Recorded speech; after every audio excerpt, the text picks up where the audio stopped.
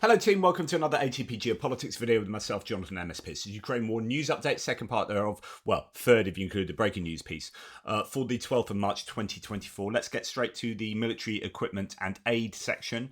Just a bit of a corrective from Jakub Janowski, who is part of Oryx, and now I think War Spotting, picking a few holes in the CNN piece that I referred to yesterday.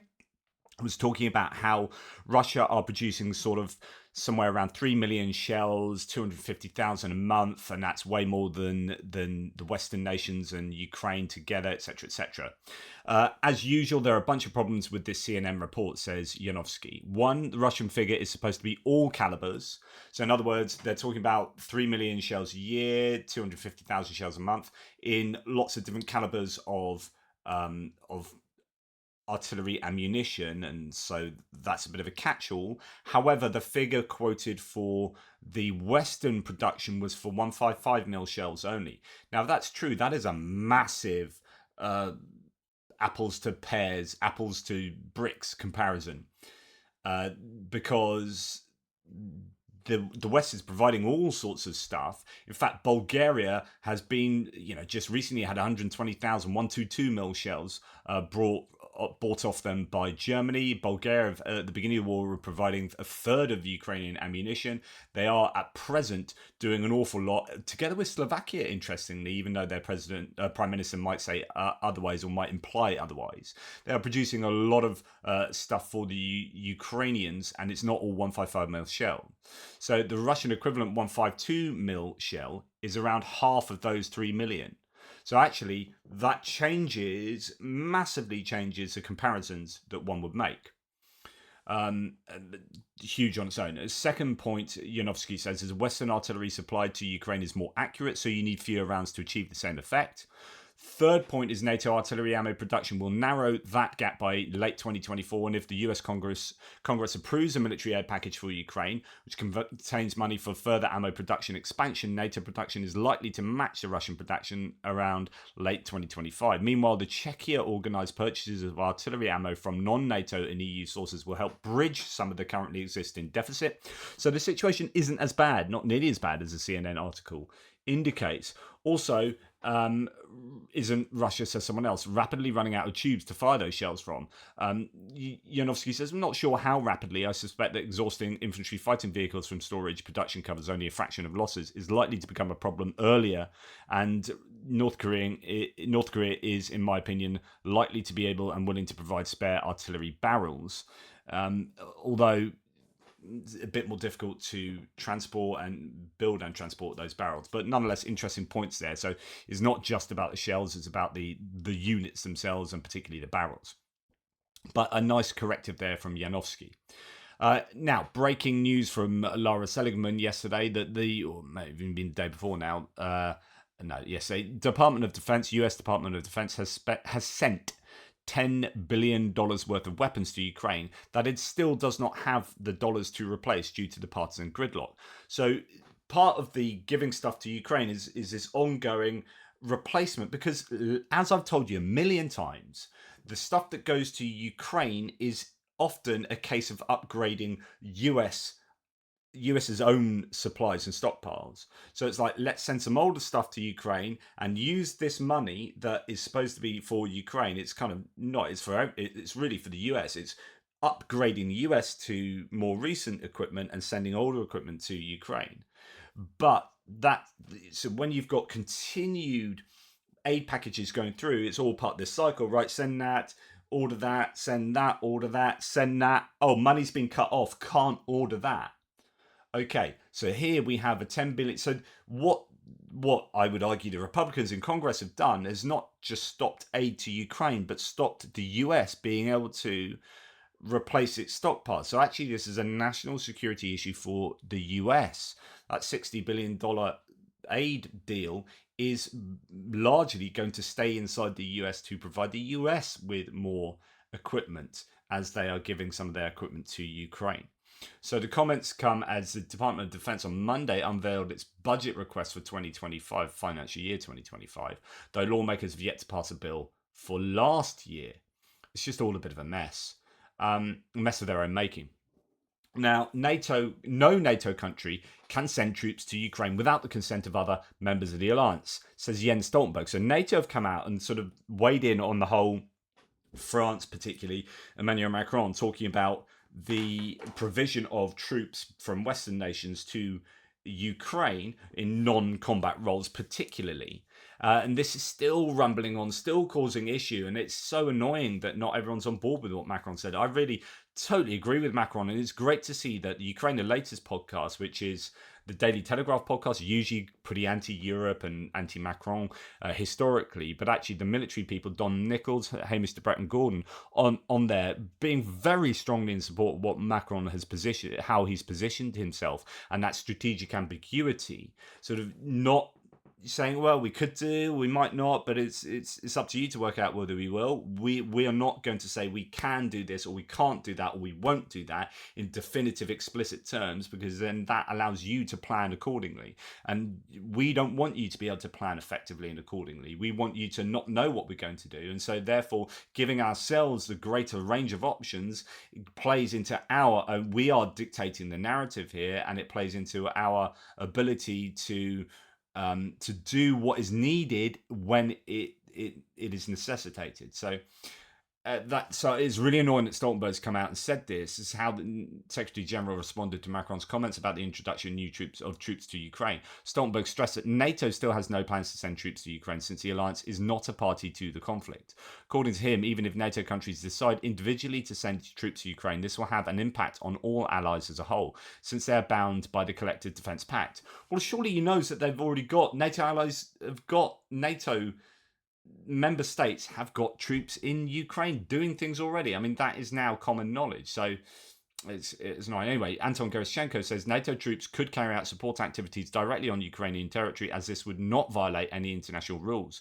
And that's according to Czech President Petr Pavel saying in an interview with Czech television. So Petr Pavel, who's former NATO himself, says actually disagrees, effectively contradicts what Jens Stoltenberg, Secretary General of NATO, is saying. According to Pavel, there must be a clear distinction between deploying combat troops and possibly involving troops in some support activities with which NATO already has experience. In other words, they are doing it.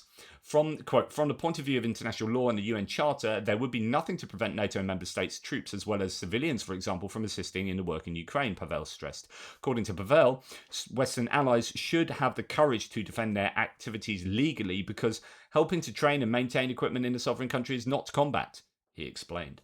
Quote, even if there is a training mission on its territory, Ukrainian territory, it's not a violation of any international rule, and it is up to us what form of assistance we choose to provide to Ukraine, as long as we stay within the limit of non-combat engagement, the Czech president said. The other thing I have to mention is, like, when you've got your own organisation, you get to make the rules about that organisation. The rules of that organisation are not objective facts that sit out there in some kind of ether, some kind of objective reality. Like, you make your own rules, like, for your own organisation. Yes, you've got international regulation and laws to discuss, but actually this is kind of irrespective of international rules or sit within that general kind of Geneva Convention framework. But it's up to UN. Yes, they've got. Sorry, it's up to NATO. Yes, they will have their own sort of charter or rules, but they get to write that. I always get frustrated. It's like, oh, we can't do that. Why can't you do that? Because it says it on a piece of paper that we agreed to, like, years ago, or it doesn't say it on a piece of paper. It's just like, we can't do that. Well, we make the rules. We make the rules about our own, like, behaviour. So, like, even if we previously made the rules that says we can't do that, we can change that. We can amend that. We can vote on that. We can talk about this. It's like, yeah, I find that a little bit frustrating. Now, talking about Taurus, as we seem to do on a daily basis, Olaf Scholz has come out and said that no, we're not going to do the ring tausch. We're not going to do the rotation with the UK. We will not deliver Taurus, full stop. It's just massively problematic, and so many people are now coming down on Scholz, that I think this is becoming a bit of a political issue inside Germany. I'd be interested in what some of my German viewers think about this, but I don't think this is doing Scholz any favors. His popularity is now tanking, and I was saying previously that he was seeming much stronger in his defense of Ukraine, and therefore, kind of in his political stance and the perception people were having of him. When Germany was upping the rankings in support, and still up there, still like the most prominent supporter of Ukraine at the moment is Germany. But it's the PR of that has been ruined by Scholz's position on Taurus. And he could have taken his own, I think, domestic. It's all or nothing. I would say you got to back yourself, and you got to back, in this case, your support of Ukraine. And he was, I think, improving his PR, and now he's ruined it all. And this is only going to work against him. I think it's just bad strategizing from him and his advisors. On the other hand, German Foreign Minister Annalena Baerbock backs the transfer of Taurus missiles to Ukraine. So you've got some, domestic issues going on here. Some, I guess, bit of what's the word? Tension between members of the administration.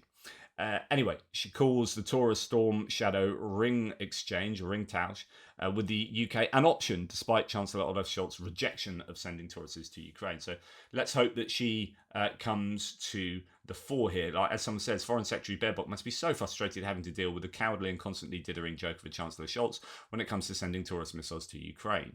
Not too much to disagree with. Now, I mentioned these projectiles, yesterday, and the fact that you can pay Russians, by all accounts, to paint stuff on these shells, and then they'll send them at the Ukrainians. And if you agree with the Russians, and if you like what they do, then you can do that. And sadly, there's been a number of these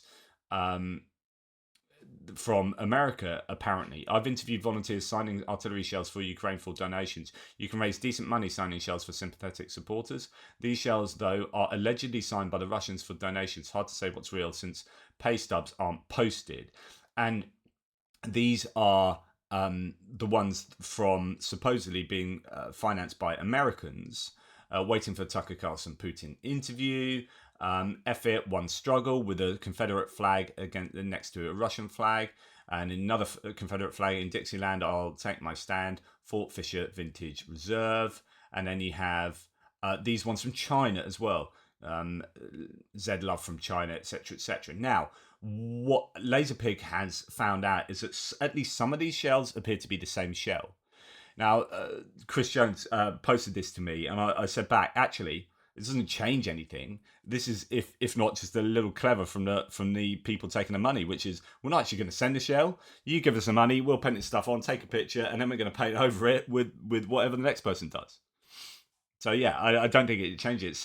Saw a few posts doing the rounds which seemed to show a lot of Russian shells signed or painted, and they appeared to have identical defects in the casing, suggesting the same shell is reused multiple times. Yeah, it wouldn't surprise me, and that's pretty clever. Because they're making lots of money out of the same shells. So there you go. That is apparently what is happening, and a little bit more info on that. Right, we're going to go on to geopolitical stuff now. There's not too much really with regard to military aid and new stuff going to Ukraine. It's all about artillery ammunition at the moment. Now, as far as geopolitics goes, the Deputy Prime Minister, Ukraine meets, according to the Deputy Prime Minister of Ukraine meets requirements to approve the framework for EU accession negotiations. So Ukraine has fulfilled all 4 recommendations set forth by the European Commission to approve the framework for Ukraine's EU accession negotiations. According to Deputy Prime Minister for European and Euro-Atlantic Integration, Ola Stefanishnya, so it's not actually the Ukrainian Deputy PM, but the Deputy PM for those things. And Ukraine's Verkhovna Rada, their parliament, gave final approval on a lobbying bill on Monday that establishes definitions and rules for lobbying and involved subjects, bringing it closer in line with EU standards. Kyiv previously completed 3 other recommendations provided by the Commission, including a staff increase in the National Anti-Corruption Bureau, reopening the Assets Declaration Registry, and implementing changes to national minorities law. So Ukraine are ticking all the boxes for eventual accession to the EU. That's probably a long way off, but they are doing the right things in good time as well. Now, going back to some of these things just rumble on. The Pope calling for Ukraine's surrender receives criticism from Scholz and Stoltenberg, says the Kiev Independent. So Pope Francis's call for Ukraine to negotiate with Russia received critical responses from the German Chancellor Scholz and NATO General Jens Stoltenberg. So there's been a number of people who have really been having a go at the Pope in quite a public way, which is, I think, it's just bad language from the Pope, really, and bad thinking, in my opinion. The German government spokesman said that Scholz disagreed with the comments, adding that, quote, Ukraine is defending itself against an aggressor. And Stoltenberg remarked that that surrender is not peace. So not attacking the Pope directly, but attacking those ideas.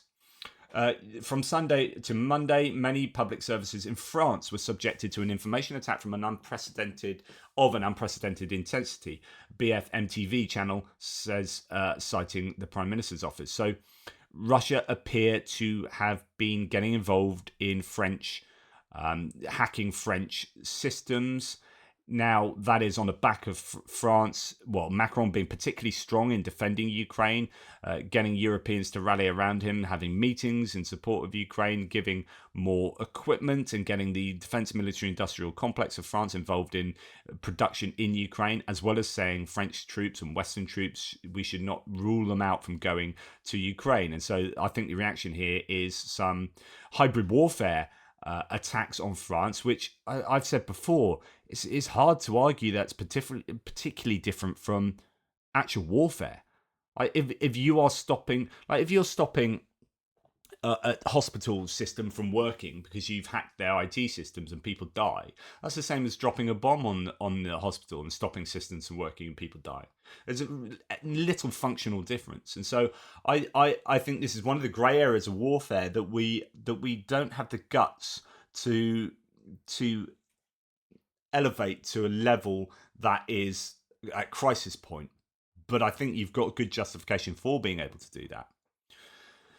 Right, staying on France, Macron delays Kiev visit amid tensions over Ukraine comments. So I'm not quite sure what the reasoning really is here. So some people saying that he's going to not go to Kiev imminently. There are claims that he's worried about security, but then lots of people have gone there, and this was over the missile attack almost hitting the Greek Prime Minister and Zelensky recently. But then the claims it's generally accepted that wasn't an intentional attack on those two people.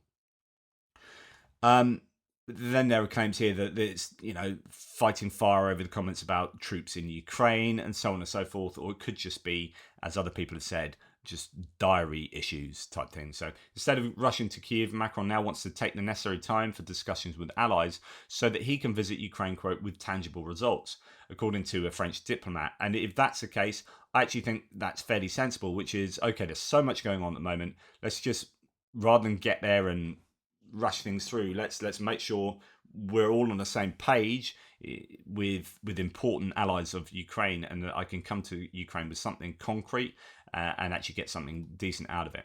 So no report says French President Emmanuel Macron's postponed the planned visit to Ukraine amid tensions with allies over recent strong statements on Russia. The visit, originally scheduled for February and then postponed to mid-March, will now take place in the next few weeks.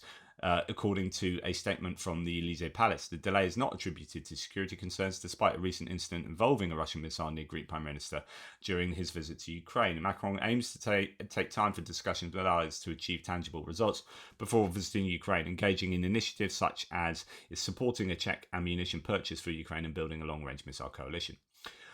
So answering a question about Macron's toughening of speeches towards Putin, which is really good, and what Ukraine are going to like, and what I really like, and the strong supporters of Ukraine have been in agreement with. Zelensky has said that, in his opinion, his French colleague, quote, realised that Putin had deceived him.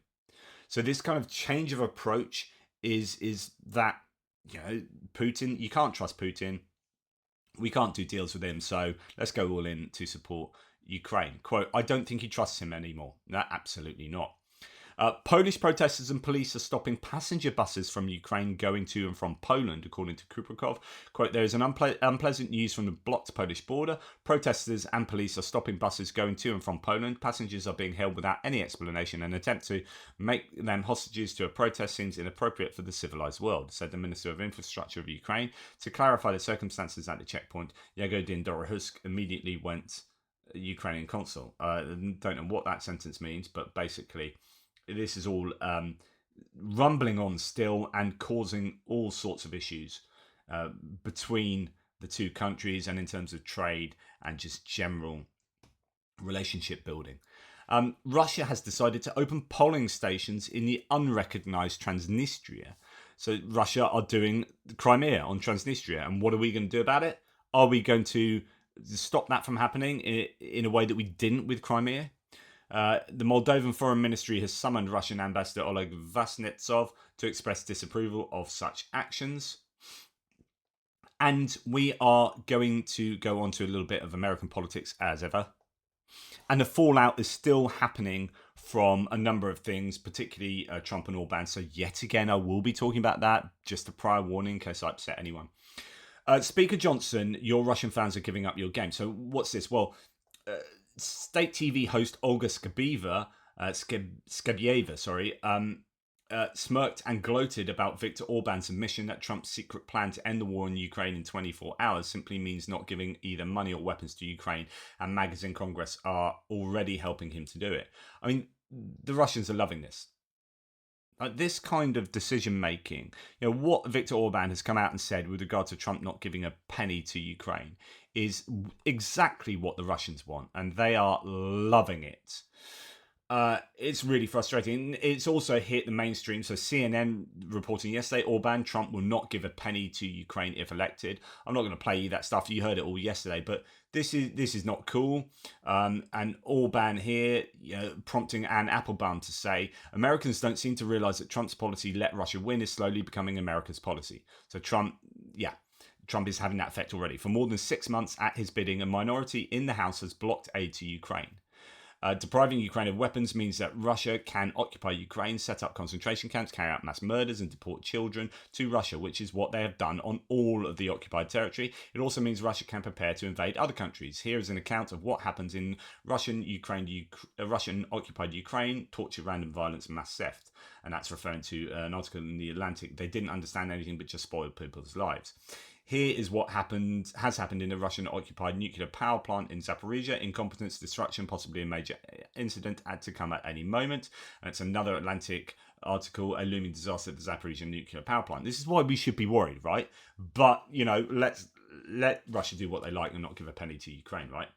More details, why does Trump want Ukraine to lose? And that's her article in The Atlantic, why is Trump trying to make Ukraine lose?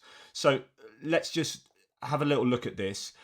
And I know it's the same old subject matter, but it is the most important subject matter in international politics right now, which is going forward, is America going to screw Ukraine over? Is it going to shaft Ukraine or is it not? And I think we need to talk about whether they're going to do that or not. This is a Max Boot article. Trump isn't just pro-Russia, he's also anti-Ukraine. So all those people I keep arguing with about who keep wanting to defend Trump in light of support of Russia and in light of being anti-Ukraine, still somehow managing to mentally gerrymander to allow that to sit in their brain, I think it's a problem. Someone yesterday did actually say, look, I'll accept that Trump is not good for Ukraine, but he's just really good in all these other areas. I mean, I would disagree with that from my own political positioning, massively disagree with that. But that's honest, which is to say, there's enough over here which I think is more important than Ukraine. I think he's bad for Ukraine, and I am pro-Ukraine, but all this other stuff for me as an American is far more important. And I can't argue with that from that person's subjective opinion. I can argue with the fact that actually his positions over here are also problematic. And I'd also argue that it's so serious over here that I think it trumps some of the issues in America, particularly from a more global point of view. But nonetheless, let's go into what Max Boot says. It's no secret that Trump is pro-Russia and specifically pro-Putin. Elected with Russian help in 2016, Trump never ever criticizes the Russian dictator, even after the recent death of opposition leader Alexei Navalny in a Russian penal colony. I talked about that myself. I pointed that out. That tells you all you need to know. He turned that all to being a statement about himself, Trump, rather than saying anything about Alexei Navalny. Trump has gone from inviting Russia in 2016 to meddle in the US election. Russia, quote, Russia, if you're listening, I hope you're able to find 30,000 Hillary Clinton emails that are missing. To, in 2024, inviting Russia to invade NATO countries that don't pay enough for protection. Quote, I would encourage them to do whatever the hell they want. Less well known than Trump's affection for Russia is his disdain for Ukraine, but that also has been evident for at least a decade. Trump has a long and troubling record of regurgitating Russian propaganda and airing deranged conspiracy theories about Ukraine, a country that Putin, like many Russians, views as a wayward province of Mother Russia. Just a few months ago, a month after, Putin's illegal annexation of Crimea in 2014. So let's look at some of the evidence of what his positioning is. Trump lauded the Russian dictator's move, saying Putin was, quote, so smart and that, quote, he's done an amazing job of taking the mantle. According to Trump, quote, people in Ukraine were, quote, marching in favor of joining Russia, which is just a Russian talking point. That is not what's happened. And when you look at the actual polling outside of the polling that they ran illegally and that is incredibly dubious, like genuine polling, has Crimeans supporting Ukraine. And now all the Crimeans that are pro-Ukraine have had to run away, and they've shipped in actual Russian citizens into Crimea. But if you don't understand that, then you would just be spouting Russian talking points, which is what he does. On July the 31st, 2016, Trump, by then the GOP presidential nominee, assured ABC News' George Stephanopoulos that Putin was, quote, not going into Ukraine, which of course he did, and he already had done, because Crimea was Ukraine. The Donbass was Ukraine, so it's just wrong. While insisting that, quote, the people of Crimea, from what I've heard, would rather be with Russia than where they were. That is exactly what the Kremlin itself was claiming, says Max Boot. Trump's pro-Russia, anti-Ukraine tilt carried over into his presidency. Marie Yovanovitch, then the US ambassador to Kyiv, recounts in her memoir how reluctant Trump was to meet with then Ukrainian President Petro Poroshenko. After Trump finally sat down with Poroshenko in June 2017, he stressed 2 points, Yovanovitch wrote. The first was that Ukraine was a corrupt country, which he knew because a Ukrainian friend at Mar-a-Lago had told him. Trump's second point was that Crimea was Russian, as the locals spoke Russian. Of course, as Max Boot goes on, Russia is even more corrupt than Ukraine. Absolutely tangibly, empirically true, as certainly as according to Transparency International's corruption index.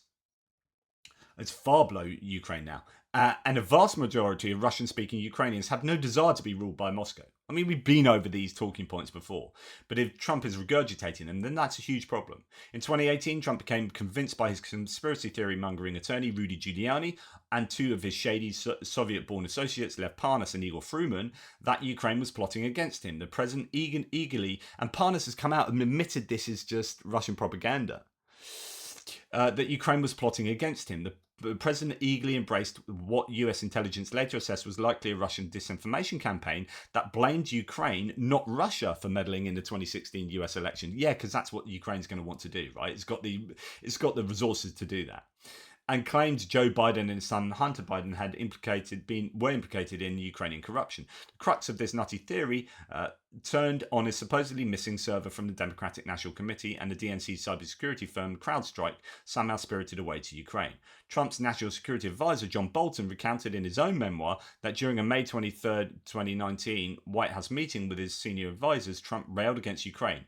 Quote, I don't want any effing thing to do with Ukraine. They effing attacked me. They're corrupt. And this goes back to the prevailing theory that he will not help Ukraine because he has a massive grudge against Ukraine.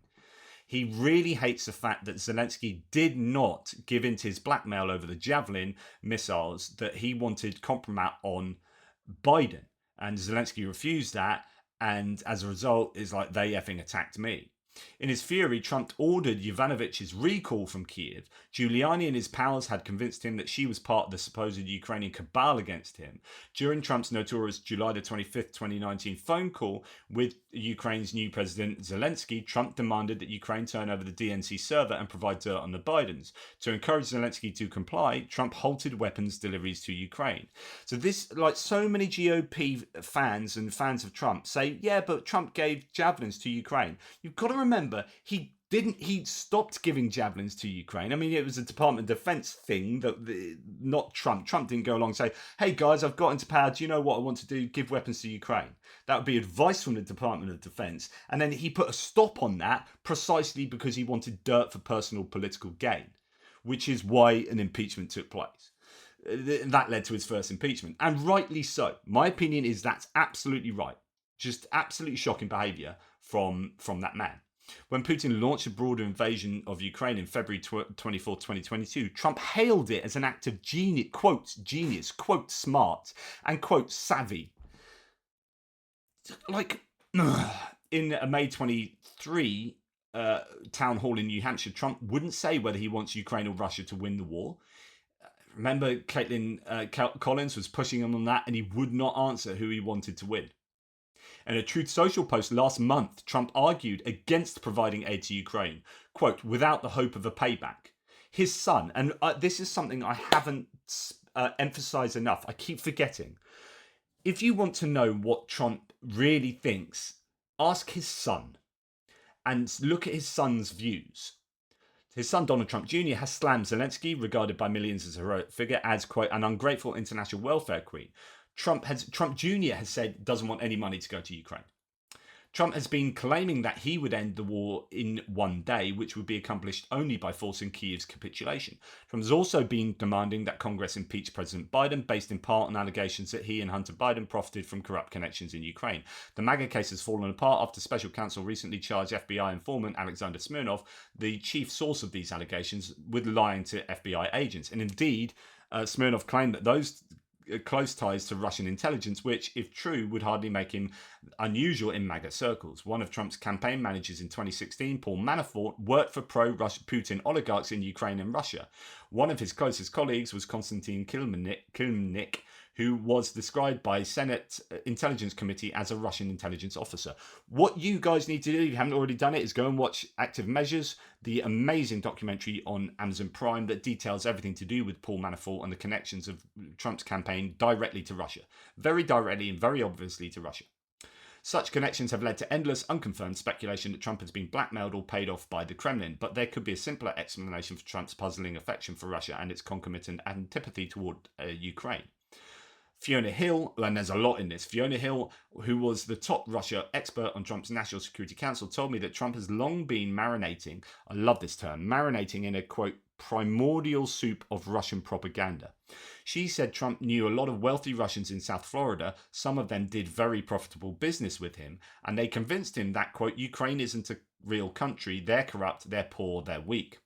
Then, of course, there is Trump's well-documented affection of Putin. As Hill put it, quote, Trump thinks Putin is a badass, and that's how he sees himself as well. Hill told me that in the Trump-Putin conversations, Putin reinforced Trump's negative view of Ukraine.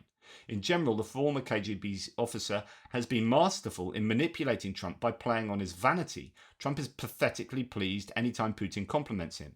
This has also been confirmed by Malcolm Turnbull, the former Australian Prime Minister, who said recently that you should be in a room with Trump and Putin. It's creepy. You can almost touch the adulation between Trump and Putin is one way. Trump idolizes Putin as this kind of strong man. And remember, go back to the Helsinki press conference where he put Putin above his own intelligence services. Incredible.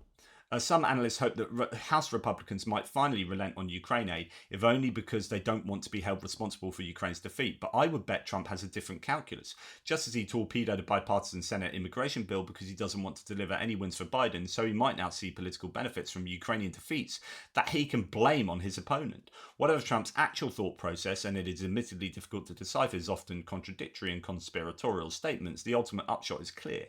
He has turned a Republican Party that once prided itself on standing up to the evil empire into Putin's poodle. The Kremlin's intervention in the 2016 US election, which might have helped swing a contest that Trump won by a razor-thin margin, could turn out to be one of the most consequential covert actions in history. It might allow the Russian dictator to win in Washington a victory that his troops couldn't win on a battlefield. And just, that point about the Republican Party not standing up to Putin has been reiterated by all people, Robert De Niro, in his recent showing on Jimmy Kimmel. Now, I won't play you the bit where he outright insults Putin, like by calling him effing stupid and whatnot. Confuse people and make them think. No, you think he's no. I don't think so. Why do you think? I'm curious why you would guess that there's a big group of people in this country who believe that he cares about them. Some of you will be these people. Totally dumbfounded, baffled by that. I can't understand it, and it's a thing that we've seen over decades and decades, and he's a what's it, Tammy Faye and the other one. Yes. It's the same thing, Televangelist. Give us your money, we're gonna save you. Televangelist. Televangelist. It's just the same thing, and it's so obvious. I just don't understand. People could buy it. I just don't know. It's all an act in a certain way. It's all out of insecurity. He's deeply, deeply insecure. He is a malignant narcissist. He's a socio-psychopath. He's created some new language as far as describing somebody in his mental condition. It's so frightening and scary, and he's dangerous. We got to get rid of him. Do you ever? It's this part that's important. And shame on those Republicans that don't have the nerve, the balls to go after him. What do they tell their kids? What do they tell their grandkids later when it's written in history books what their role is and what they did, and they allowed him to do this. He's an outright criminal, and they're still buying it. They're still buying it. It's really. I don't want to. Anyway, yeah, my position on him, but I just think I agree. It's incredibly dangerous, and yeah, don't be fooled. It's all about him. He doesn't care about America. He cares about him. Poland's President Andrzej Duda and Prime Minister Donald Tusk have arrived in Washington, D.C. for their meeting tomorrow with President Biden. And I know many Republicans out there on my threads are like, yeah, okay, I don't like Trump, but also Biden's really dangerous, and just as dangerous in terms of, immigrants and this and that and whatever. And I don't want to get into that argument. I would disagree respectfully. I think if you look at the track record of what Biden has achieved in his tenure, particularly in the first 2 years before this last congressional session that has been stymied, can't do anything. But I think there's an awful lot of good stuff about protection of looking out for the middle class. Unions standing on a picket line with the union, first president ever to have done that, I think is immense. Looking after the working Americans in really significant ways. I think this is just a totally different kettle of fish, Biden against Trump. But that's my opinion, and I will stick with it.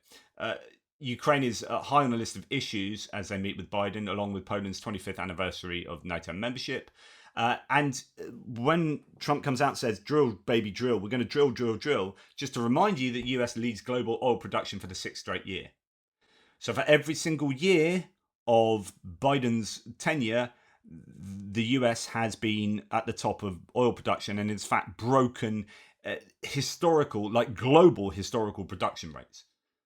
Like they are drilling more, they're producing more, and they're fracking more hydrocarbons.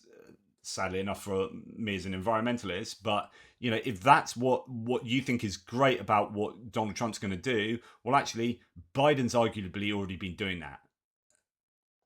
And Armenia is looking to lead the CSTO, which we heard previously. That's the organization, a kind of NATO equivalent or the Russian one, will lead the CSTO if the organization does not fulfill its obligations and does not recognize its area of responsibility, according to the Armenian Prime Minister Pashinyan, who's said this week that joining the EU is within their sights. It's a kind of one of their potentials. So yeah, there's a deterioration of Russian influence in that very important part of the world for them. Anyway, that's enough from me. Sorry, it's again concentrate on US politics, but it is that important. Like honestly, Ukraine's existential future is linked to the November 2024 election. That is why I speak about it so often. Right?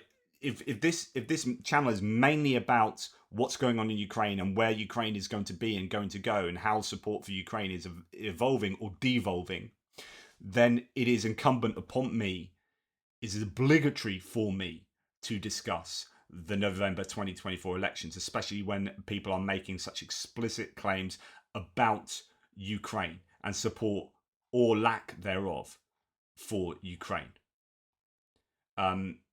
Thank you. Take care. Speak soon.